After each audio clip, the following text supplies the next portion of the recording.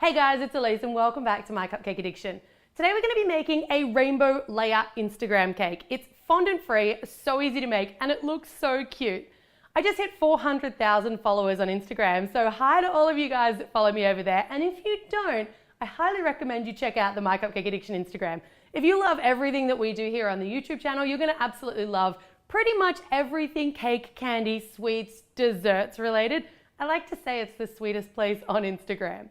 The things that you're going to need to make your surprise inside rainbow layer Instagram cake. I'm going to use a little bit of Nutella for the dark portion, but if you're allergic to nuts, you could also use dark chocolate ganache or milk chocolate ganache. I've got a batch of my famous perfectly pipeable buttercream frosting. I'm going to leave all of your ingredients and measurements and everything on the My Cupcake Addiction website, so you can go there to check out the recipe.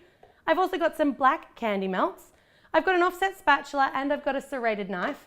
I've got some scissors, and for my rainbow today, I'm going to be using rainbow Twizzlers. If you don't have access to rainbow Twizzlers, you could use something like rolled out rainbow fondant, or you could use a rainbow candy strap.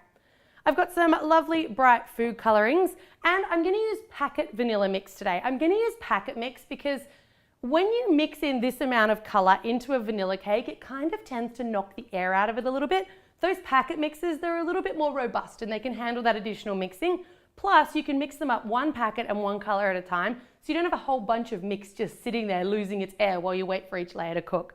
I've got a red layer, a green layer, a blue layer, and a yellow layer, a little bit of parchment or wax paper, and I've also sized an Instagram template, which works really well for an 8-inch cake, but you're gonna need to make it bigger or smaller if you decide to change the size of your Instagram cake. I'll leave a link to that down below. So I baked my cake layers in an 8-inch square cake tin. I used a single Australian cake mix, which normally makes about a 7-inch round cake, but I know in the US the cake mixes can be a little bigger. So your layers might just be a little higher, or you might be able to split out 3 instead of making all 4.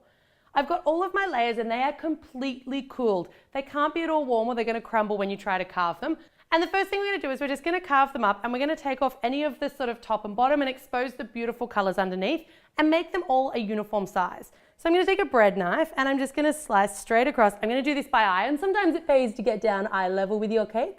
And we're going to expose beautiful bright blue cake underneath.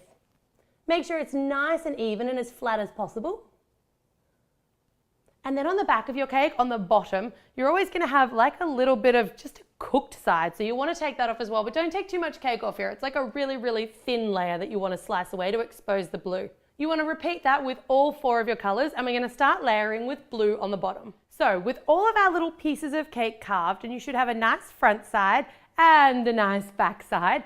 Don't worry if you've got a little bit of edging, because we're actually going to curve off those edges and give it a little trim to make it nice and square anyway, but make sure that you've got as much of that brown off the top and the bottom. Because I don't want blue crumbs through my white frosting, I'm doing a really thin crumb coat. So that's where I kind of like really press the spatula into the cake and trap any of those crumbs. You can see them kind of popping up into my frosting. I'm going to wipe off my spatula because I don't want to send any of those blue crumbs going back into the white frosting. And now that I've kind of caught the main crumbs, then I'll just put a nice, even, white, crispy white layer of frosting. But don't go too crazy here because it's going to be frosting on the outside, frosting on the inside, and we don't want that white line to be too thick in between our coloured layers.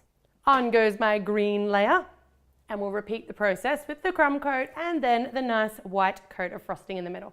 You want to stack that up. Next goes your yellow, and finally your red. Don't worry about putting any of that frosting on top of the red at the moment. We just want to get all of them stacked, 3 lots of frosting and 4 layers of cake. Beautiful. Now I want to take that cake and I'm going to use my bread knife again, or a serrated knife. I always use serrated here because it gives you like a sawing motion.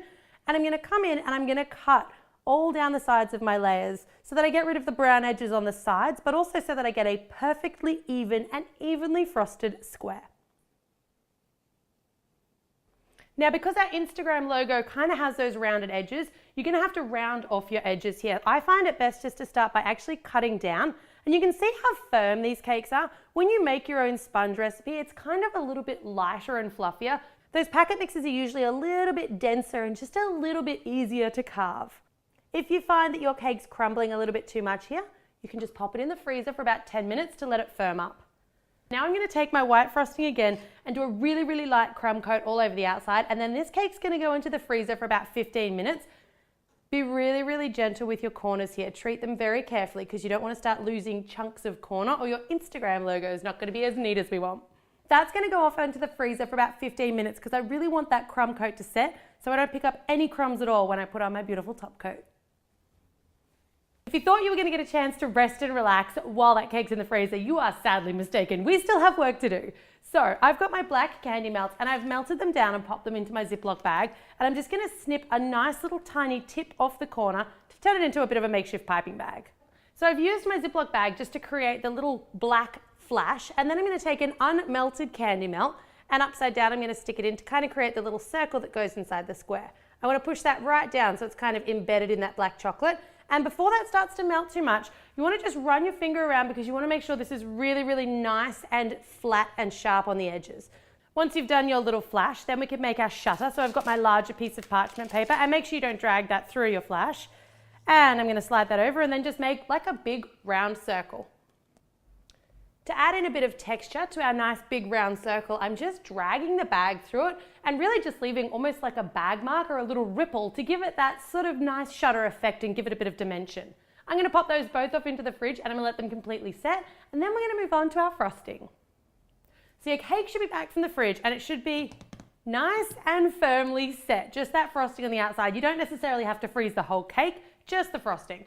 So I'm going to take my Nutella now and I'm going to stir it through my vanilla buttercream to kind of give us that nice light brown color of the Instagram logo.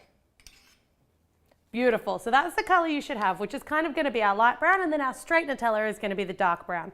I'm going to spoon a little bit of that on, and we're going to do the bottom 2/3 of our cake in the light brown frosting. Using the offset spatula, I'm just going to push it to either side. The one thing you want to be careful of here is you want to make sure the line between the two colored frostings is really neat, and you definitely want to start with the light brown frosting, not the Nutella, because that way the Nutella goes on second and you don't risk dragging Nutella through your nice light brown frosting. You want to pay particular attention here to really smooth your frosting out. I used my offset spatula to apply it, and then I used a ruler to give it a really nice smooth finish, and then I took my offset spatula again and I essentially cut into the very, very top and made like a little ridge that I can snuggle my Nutella up against so that I've got that really nice line. This is also your opportunity to even it up a little bit if you feel like one side's a little lower than the other. So now I'm going to take my Nutella and I'm just going to Nutella the top section.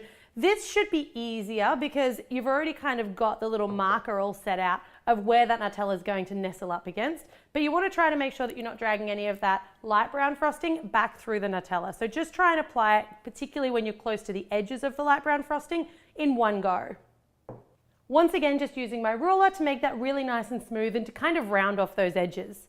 All right, so this is where our Instagram cake is at the moment. It's starting to look like the Instagram logo, but it still needs those finishing touches. So I've got my little pieces out of the fridge, and you're just gonna take your big lens. You want that big lens to sort of overlap the two different colors of brown, so it's sort of like popping up a little bit. And then you want your little flash. That's just gonna go right up in the top corner. Now you can take your Twizzlers, and we're gonna cut just a nice little section about that long of each of your Twizzlers, but the red one, the first one, goes right up against the edge, so you kind of need to, like, I guess, angle it off a little bit. You want those to finish right on the line of your Nutella, so if you've made a little bit of a mess of your line, this is a good way to be able to cover it up. And I'm just going to lay the Twizzler down, and then I'm going to cut on that angle so I get it just the right size. And then the green, and finally the blue. You could by rights leave that as it is, but I've put some of my leftover frosting into a Ziploc bag, and I'm just going to cut another nice little tip off the end of it and just pipe kind of like a ring around that black lens, just so that I can make sure that it's, I guess, looking as much like the actual Instagram logo as possible. That is your finished Instagram cake, and I think it's pretty Instagram worthy. This guy I love, not just because it's rainbow inside, but because we've made it using just buttercream, Nutella, and some basic candies. Anyone can recreate this cake. If you're not already following me on Instagram, make sure you check it out. I love to post photos of not just things that I make, but things that I eat and things that I find in my travels that are sweets related. If you're not already subscribed to the channel, make sure you do for 2 new videos every week. And as always, guys, thanks very much for watching.